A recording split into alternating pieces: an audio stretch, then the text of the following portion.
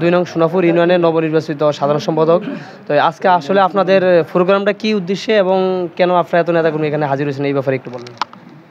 আমরা ধন্যবাদ জানাই জনাব তারেক রহমানকে যে তিনি কাউন্সিলের মাধ্যমে আমাদের উপজেলা কমিটিগুলো ঘোষণা করতেছেন। গতকালকে দেখেছেন লালমোহরটা হয়ে গেছে, সেখানে প্রধান অতিথি মেজর হাফিজ সাহেব ছিলেন। আজকে আমাদের তজুমুদ্দিনও ঠিক একই, আমাদের আজকে কাউন্সিল হচ্ছে, মূল দলের উপজেলা কমিটি হবে। সেখানে আমরা কাকে নির্ধারণ করব, যার জন্য আমাদের সোনাপুর ইউনিয়ন থেকে আমি নবনির্বাচিত সাধারণ সম্পাদক, আপনারা জানেন আমরা সোনাপুর থেকে সবাই ঐক্যবদ্ধভাবে এই চাঁদপুর সদর অর্থাৎ তজুমুদ্দিন উপজেলায় আসছি। কিছুক্ষণের মধ্যেই আমরা আমাদের যেই উপজেলায় যেই অডিটোরিয়াম রয়েছে সেখানে আমরা যাব। আমাদের মূল উদ্দেশ্য হচ্ছে আমরা এমন একজন ব্যক্তিকে আমরা নির্বাচিত করতে চাই যিনি গত 17 বছর রাজপথে ছিলেন, যার সাথে আমরা আন্দোলন সংগ্রাম করেছি, ঢাকা, বরিশাল, ভোলা, তজুমুদ্দিন। আমরা এমন একজন নেতাকেই আমরা নেতা হিসাবে নির্ধারণ করব। আমি বিশ্বাস করি তজুমুদ্দিনের মানুষ অতীতেও ভুল করেনি এবং এখনও ভুল করবে না, ভবিষ্যতে ভুল করবে না। আমরা সবাই রাজপথে যাকে আমরা 17 বছর পেয়েছি, আমরা তাদেরকে নিয়েই আমরা তজুমুদ্দিন উপজেলার একটি সুন্দর কমিটি উপহার দিব বলে আমার নেতা মেজর হাফিজ সাহেবের কাছে দাবি করছি। এবং আমি বিশ্বাস করি আমরা যাকে চাবো আমার নেতা তাকেই নির্বাচিত করবেন। আপনারা দেখেছেন গত কয়েকদিন আগে যে আমি নবনির্বাচিত হয়েছি, আমার সভাপতি হয়েছেন জাকির হোসেন মনুমিয়া, তারপরে আরও বিভিন্ন ইউনিয়নগুলোতে হয়েছে। জনতার জোয়ার যেদিকে ছিল নেতা সেদিকেই রায় দিয়েছেন। আচ্ছা, আপনাদের আজকে কাউন্সিলে কি ভোটের মাধ্যমে হবে নাকি সমর্থকের মাধ্যমে হবে নাকি তারা নেতারা উপর থেকে যে নির্দেশনা দিবে ওইভাবে সিদ্ধান্তটা হবে? আসলে আমাদের আপনারা জানেন আমরা টোটাল প্রায় 350 মতো সদস্য রয়েছি ইউনিয়ন এবং উপজেলা নিয়ে। এটা আমাদের অডিটোরিয়ামে ঢোকার পরে পরিবেশ পরিস্থিতির উপর ডিপেন্ড করি সেটা নির্ধারণ করবেন। আমাদের যারা ঢাকা থেকে আমাদের মেহমান আসছেন, বরিশাল থেকে আমাদের মেহমান আসছেন এবং ভোলা জেলার দায়িত্বে যিনি রয়েছেন তিনি গতকালকে আসে আমাদের ডাকবাংলায় আছেন, আমাদের প্রধান অতিথি মেজর হাফিজ সাহেব আছেন। এরা সবাই মিলে একটা মানে একটা অবস্থানে গিয়েই তারা সিদ্ধান্ত দেবেন কোনভাবে করলে জিনিসটা সুন্দর হয়, যেহেতু তারেক রহমানের নির্দেশ।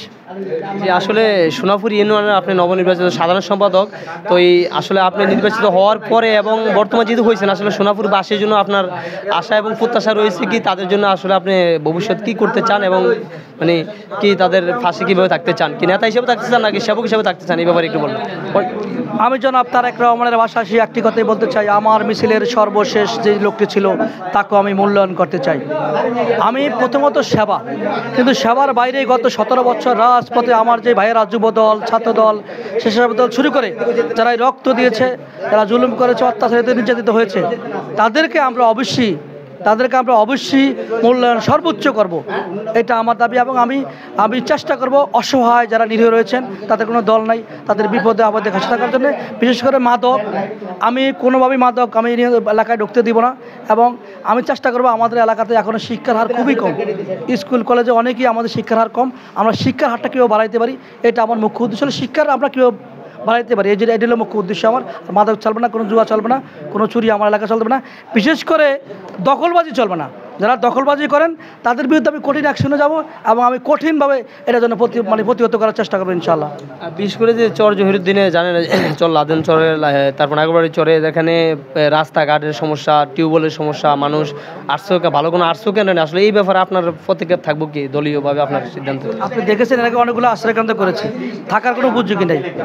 ইনশাআল্লাহ আল্লাহর রহমতে আমাদের সরকার যদি ক্ষমতায় আসে আমরা অবশ্যই আমি চেষ্টা করবো আমাদের সোনাপুর ইউনিয়নকে চর জয়িত একটা মডেল ইউনিয়ন তৈরি করতে এবং চরের মানুষ সর্বোচ্চ সুখে শান্তিতে বসবাস করার জন্য আমার যা প্রয়োজনীয়, আমার নেতা মেজর হাফিজ সাহেব তিনি ইনশাআল্লাহ এমপি হবে, মন্ত্রী হবেন।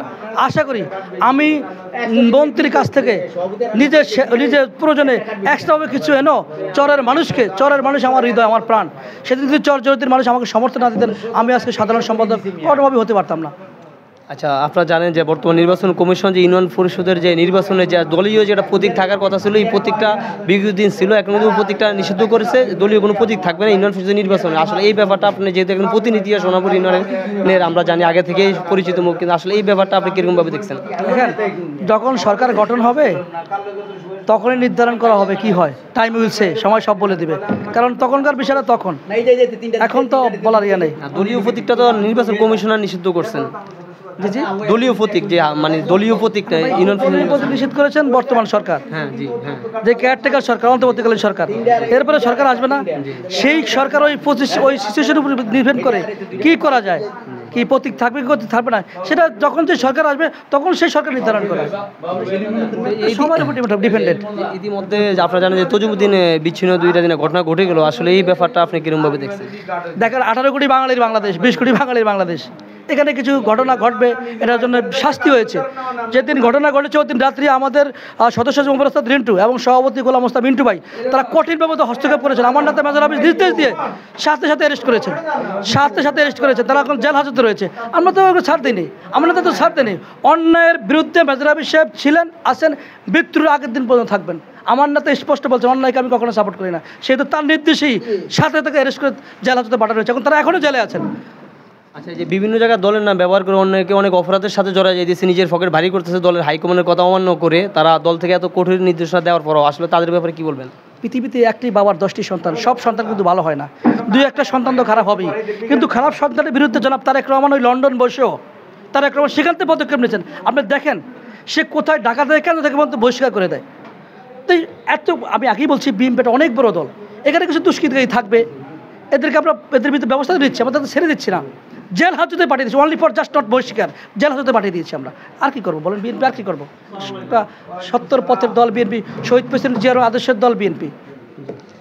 আসলে আপনাদের হাইকমান্ড একজন দলের একজন নেত্রী, তিনি আসলে যে বিদেশের যে ভোটের একটা মূল্যায়নের ব্যাপারে তিনি বলছে যে এইভাবে বলছে যে ওরা বাপ মা কষ্ট করে টাকা পয়সা দিয়ে ওদেরকে বিদেশ পাঠায়, ঠিক আছে, কামাই করে টাকা পাঠায় বিদেশ, কিন্তু ওদের এই দেশে ভোট দেওয়ার কোনো অধিকার নেই, ভোট দেওয়ার কোনো দরকার নেই। আসলে এই ব্যাপারটা আপনি কীরকমভাবে দেখছেন? আসলে এই ব্যাপারটা আমি আপনাকে আগে বলছি, ডক্টর ইউনূস সাহেব তিনি অত্যন্ত একজন মেধাবী লোক, তার সাথে আমার একাধিকবার দেখা হয়েছে, আল্লাহবাক দেখা করার সুযোগ করে দিয়েছে, তার সামনে কথাও বলেছি একাধিকবার।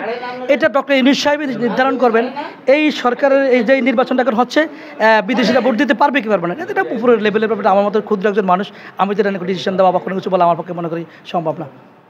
আচ্ছা, একটা প্রশ্ন হলো যে আমি কয়েকদিন আগে যে এমপি সাহেবের প্রশ্ন করছিলাম যে লাদেন যে চটা, এই চটা সোনাপুর আন্ডারে দেওয়ার জন্য, আসলে এইটুকু আশাবাদী যে আজকে এই ঘোষণাটা উনি দিয়ে যাবেন? না, এটা কত, এটা শোনেন, এগুলো নির্ধারণ করে সিনিয়রদের উপরে, তারা কি করবে না করবে, কোন সরকারে দেবে কোন সরকারে নেবে, এটা ওনারা বলবে। মানে আমি বলতেছি আজকে কি এতটুকু আশা করতে পারেন যে আজকে ঘোষণা দিয়ে যাবে এখান থেকে? আমাকে তো বলছেন উনি এটা অবশ্যই ঘোষণা দিবেন, আপনার এই ব্যাপারে আপনার কতটুকু আশা রয়েছে? আমি আপনাকে ক্লিয়ার করে বলছি, নেতা যদি বলে থাকেন, হ্যাঁ, নেতাই ডিসিশন নেবেন কীভাবে কোন কাকে দিলে কোনভাবে দেশ ইউনিয়ন ভালো চলবে, নেতা আমার চেয়ে ভালো বোঝে, নেতা যে সিদ্ধান্ত নেবেন ওটাই আমরা একমত। ধন্যবাদ।